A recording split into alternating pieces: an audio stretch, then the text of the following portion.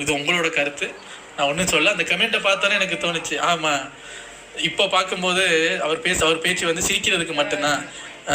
வடிவேல் அவரோட அந்த இடத்த நிரப்புறதுக்கு தான் சீமான் அப்படின்னு நீங்கள் சொல்கிறது சரியாக தான் இருக்கும். எனக்கு மூளை இருக்குது, நான் சிரிச்சுட்டே சிந்திப்பேன். ஸோ இல்லாதவங்க சிரிச்சுட்டு மட்டும் இருக்கிறது தான் பெட்டர். சிந்திக்க முடியாது.